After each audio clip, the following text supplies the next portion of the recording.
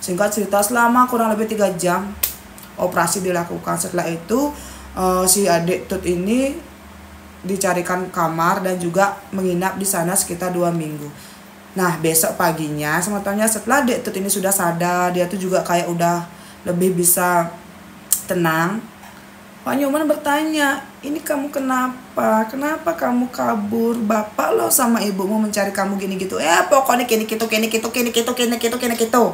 Waktu itu Dek Tut cuma menangis. Dan akhirnya di situ Dek Tut menjelaskan. Ternyata sebetulnya Dek Tut dengan si Doni ini tidak suka sama sekali. Dia tuh tidak cinta sama sekali dengan si Doni. Tapi karena dia melihat kalau bapaknya ini benar-benar bahagia ketika Dek Tut dekat dengan Doni, makanya si Dek Tut diam. Dek Tut tuh berencana nanti ketika waktu yang tepat Dek Tut akan bilang kepada bapaknya kalau dia itu tidak cinta dengan Doni. Tapi di hari Dek Tut ini permisi ingin ke rumahnya si Doni, di hari terakhir Dek Tut menghilang, dia itu tanpa sengaja melihat Doni sedang bermesraan dengan wanita lain di dalam mobil. Karena itulah Dek Tut ini bingung apa yang harus dia lakukan. Makanya dia tuh memutuskan pergi sejauh mungkin tanpa arah dan tanpa tujuan. Ketika dia tersadar, ternyata dia sudah berada di pangkung atau di samping tukang ketika sepeda motor NMAX-nya ditemukan. Waktu itu dia tuh bingung banget gimana. Nah, dia tuh ingat Dek Tut ini punyalah kenalan di daerah Karangsem Kota. Dia pergilah ke sana mojekan. Iya, dia tuh naik ojek ke sana dan kebetulan waktu itu Dek Tut sedang hamil anaknya Doni semeton. Dan foto yang memang dipasang oleh si Dek Tut di kamar kosnya dia yang dilihat oleh Pak Nyoman itu memang si Doni. Karena setelah si Dek Tut ini pindah ke kos tersebut atau bisa dibilang bersembunyi, dia tuh kok seperti mulai sadar ternyata dia sudah hamil. Dan itu tuh kehamilannya dibilang oleh dokter sekitar 2 bulan lebih. Dan semeton tahu nggak, waktu itu setelah dia sadar kalau dia hamil, dia baru menyadari kalau dia itu benar-benar jatuh cinta kepada Doni. Tapi beberapa hari setelah Dek Tut bersembunyi di sana, dia kok merasa takut dan malu karena dia tuh tahu sepertinya orang tuanya ini yakin kalau Dek Tut ini memang diangkepkan oleh makhluk astral dan bukannya pergi. Karena Dek Tut ini tidak mau nanti membuat keluarganya ini kayak le atau malu. Yang padahal Dek Tut ini kan bersembunyi, bukannya kayak disembunyikan oleh makhluk astral. Makanya dia tuh memilih untuk bersembunyi dulu di sana sampai nanti waktu yang tepat. Tapi ternyata entah bagaimana kok Pak Nyoman tahu dia di sana dan akhirnya semua pun terbongkar. Dan ketika Dek Tut menceritakan ini semua, dia sambil menangis semeton dan bilang, "Bapak, saya sangat mencintai Doni, Pak. Kenapa Doni setega ini kepada saya?"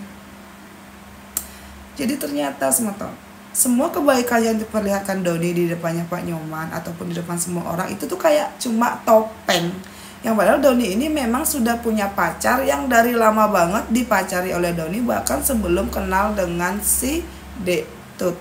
Dan Dek Tut tahu ini dari teman-temannya Doni yang memang tahu Doni dari dulu dan memang saat ini berteman dengan Dek Tut. Banyak banget teman-temannya Doni yang memang sudah berteman dengan Doni dari zaman dulu memberitahu ini kepada Dek Tut.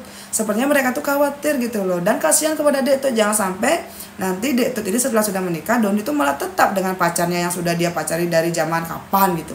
Akhirnya semeton Dek Tut menceritakan semuanya kepada si bapak dan juga ibunya. Pak Nyoman di sana menangis. Yang paling membuat hatinya terluka itu sekarang putrinya yang masih bajang, hamil di luar nikah, dan calon cucunya sudah berpulang karena kecelakaan yang tidak sengaja memang dilakukan oleh Pak Nyoman. Ketika adegan Pak Nyoman dengan preman ini tuh kayak dorong-dorongan pintu dengan Dek Tut yang tidak mau bertemu dulu dengan kedua orang tuanya semeton. Di sana Pak Nyoman melihat Dek Tut kurus, kering, seperti orang yang banyak beban gitu loh. Putri cantiknya yang dulunya cantik, sangat modis, kulitnya seputih embun gitu loh menurut Pak Tut, tapi sekarang terlihat seperti nenek-nenek yang berusia 70 tahun saking kurusnya semeton. Bisa dibayangkan dong betapa menderitanya Dek Tut selama bersembunyi di sana. Mungkin ya Dek Tut itu patah hati karena perlakuannya si Doni, dan yang kedua dia tuh mungkin karena merasa bersalah dengan orang tuanya, dan yang ketiga mungkin dia malu karena tanpa dia sadari ternyata dia sudah hamil. Itulah pikiran yang sedang dirasakan oleh Pak Nyoman waktu itu. Nah karena itu juga semeton, Dek Tut pun bilang kepada Pak Nyoman, dia minta maaf karena sudah berbohong. Dia tuh tidak ada maksud untuk bersembunyi seperti itu, tapi ternyata hanya karena emosi sesaat yang membuat dia tuh pergi dari rumah sehingga menyebabkan hal ini terjadi semeton. Orang-orang tuh kan sekarang percaya kalau Dek Tut ini menghilang memang karena disembunyikan oleh makhluk astral, yang sebenarnya ya seperti itu semeton. Akhirnya di sana Pak Nyoman pun memeluk putrinya dan bilang, bagaimanapun pandangan orang tentang kamu, apapun keadaan kamu, Bapak tetap akan menyayangi kamu. Kalau kamu tidak mau kembali dengan Doni tidak masalah. Yang penting putri Bapak sehat dan bisa tinggal dengan Bapak dan Ibu lagi. Setelah itu semeton, Pak Nyoman pun merangkul putrinya dan juga istrinya. Mereka pun pulang ke rumah. Karena Pak Nyoman tidak mau nanti Dek Tut ini kayak namanya itu tercemar, apalagi dia itu kan masih bajang. Dia pun bilang kepada orang-orang kalau Dek Tut ini memang sudah ditemukan di Tukad, di mana sepeda motor NMAX-nya ini ditemukan, agar ini tuh tidak menjadi rumor yang tidak baik. Dan Pak Nyoman juga tidak pernah bilang pada siapapun kalau Dek Tut ini sudah pernah ke kuburan. Dan janin yang memang sudah meninggal ini langsung diaben oleh Pak Tut tanpa sepengetahuan siapapun kecuali putra pertama, menantu, istri, putri kedua, ketiga, dan keempatnya. Itu benar-benar cuma mereka saja yang menghadiri acara tersebut. Karena Pak Nyoman tidak mau nanti jangan sampai calon cucunya itu akan mempengaruhi masa depan putri tercintanya. Waktu berlalu, 2023 pun datang. Ya, entah bagaimana semeton Pak Tut juga tidak mengerti kenapa setelah si cucunya ini kan sudah diabenkan, dan juga si Dek Tut ini tuh kayak sudah dibuatkan banten sedemikian rupa agar dia tuh mulai bisa bangkit. Dan setelah kejadian itu ya Pak Nyoman dengan tegas bilang kepada Pak D kalau dia tidak mau lagi melanjutkan perjodohan ini. Pak D tuh sampai marah dan memutuskan hubungan dengan Pak Nyoman, tapi Pak Nyoman tidak peduli. Dia tidak mau lagi putrinya ini akan terluka karena sikap dari si Doni. Dan Pak Nyoman juga tidak bertanya pada Doni, benar nggak kamu gini-gini? Enggak semata. Pokoknya dia tuh sudah percaya dengan putrinya dan ingin melindungi putrinya dari apapun. Tapi di bulan Desember 2022 tiba-tiba putrinya ini langsung ngedrop setelah mendapatkan surat undangan pernikahan dari Doni.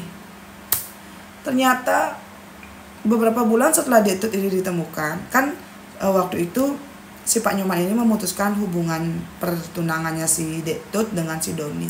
Di bulan Desember itu adalah kayak temannya si Dek Tut ini mengirimkan undangan pernikahan si Doni dengan pacarnya yang dulu, yang memang wanita itulah yang dilihat oleh Dek Tut di dalam mobil ketika Dek Tut ini memutuskan untuk pergi dari rumah. Setelah mendapatkan surat undangan itu, sebetulnya tiba-tiba Dek Tut ini sering hilang kendali. Dia akan marah-marah, berteriak, dan seperti orang kebingungan. Berkali-kali dari bulan Desember 2022 ini Pak Nyoman dengan istrinya mengajak putrinya ini berobat ke Bali sudah, ke dokter sudah, dan sampai akhirnya di tanggal 3 Januari putrinya ini sudah ditemukan karena dirinya sendiri di kamar mandi. Iya semeton, Pak Nyoman tidak tahu apa yang kurang dari dia dan istrinya. Selama Dek Tut ini dalam keadaan sejatuh itu, Pak Nyoman sudah berusaha sekali merangkul Dek Tut, memberikan berjuta kasih sayang, memperhatikan Dek Tut. Bahkan ya Pak Nyoman dengan suaminya ini sampai tidak pernah lagi datang ke supermarket mereka, dan itu tuh sudah diserahkan untuk putri pertama dan kedua untuk mengelola supermarket mereka, karena Pak Nyoman ingin benar-benar fokus dulu menjaga dan juga merawat putri kecilnya ini. Tapi entah kenapa setelah surat undangan itu dilihat oleh si Dek Tut seakan-akan kehilangan semangat hidupnya, dan akhirnya ditemukan sudah ganti diri. Dia sempat menulis surat wasiat. Di surat wasiat itu tertulis, Bapak, Ibu, Wide, Mbok Dek, Mbok Man, makasih karena sudah memaafkan semua kekurangan adik. Adik sudah tidak kuat. Bukan berarti adik tidak menyayangi kalian, tapi tolong biarkan adik tidur dengan nyenyak. Adik ingin pergi ke surga agar bisa bertemu dengan anak adik yang sudah berpulang duluan. Terima kasih untuk semua cinta yang sudah kalian berikan. Semoga kita bisa bertemu nanti di surga. Dan surat ini teman-teman ditulis dengan bahasa Inggris oleh Dek Tut. Iya teman-teman, Dek Tut pun berpulang dengan keadaan seperti itu, badannya kurus kering. Karena dia tuh sudah menjadi orang lain. Batinnya terluka, fisiknya terluka, dan mentalnya sudah hancur teman-teman. Setelah itu Dek Tut pun langsung diabenkan dan melinggih teman-teman. Setelah kejadian ini, Pak Nyoman merasa benar-benar dendam dan benci kepada Doni. Tapi saat itu kan kebetulan putra pertamanya ini memang dapat libur dan pulang ke Bali. Putra pertamanya pun mendengar apa yang diceritakan oleh Pak Nyoman, dan putra pertamanya bilang seperti ini. Bapak tenang saja, biar saya yang mengurus semuanya. Saya tidak mau tangan Bapak terkotori hanya karena orang seperti itu. Dan karena ini juga teman-teman, putra pertamanya si Pak Nyoman dengan istrinya sekarang menetap di Bali untuk merawat Pak Nyoman dan juga istrinya. Dan kata-kata terakhir yang ditulis oleh Pak Nyoman di ceritanya adalah, tuh, Bapak tidak tahu apa kurang Bapak sebagai orang tua. Kenapa Dek Tut memilih ke jalan seperti ini? Bapak sudah sangat berusaha menjaga Dek Tut, memberikan semua yang dia inginkan. Tapi kenapa Dek Tut malah memilih meninggalkan Bapak dan juga istri Bapak? Dan Bapak berharap siapapun manusia yang sudah menyakiti putri Bapak, semoga dia membaca dan juga menonton cerita ini, dan semoga karma akan membalas semua rasa sakit dan setiap tetes air mata yang sudah dikeluarkan oleh anak Bapak tercinta, Dek Tut. Nah, semeton, inilah cerita dari Pak Nyoman tentang kisah cinta putrinya yang sangat, saya menghafalkan ini 2 hari dan tidak henti-hentinya saya menangis teman-teman, bener deh. Dan untuk teman-temanku, coba dong kalian berkomentar, bagaimana pendapat kalian tentang keputusan yang diambil oleh Dek Tut, dan bagaimana pendapat kalian tentang pola pikirnya Pak Nyoman yang berusaha sekuat tenaga melindungi kehormatan putrinya, yang walaupun putrinya lah yang menyerah kepada dunia ini. Sukses untuk Pak Nyoman yang sudah menceritakan kisahnya ini, dan saya yakin ini pasti sangat tidak mudah, tapi sukses banget. Semoga Pak Nyoman dan juga keluarganya bisa lebih ikhlas lagi ke depannya. Untuk semua temanku, silakan berkomentar, karena Pak Nyoman bilang dia pasti akan membaca semua masukan dari kalian. Sampai ketemu di cerita selanjutnya. Dadah.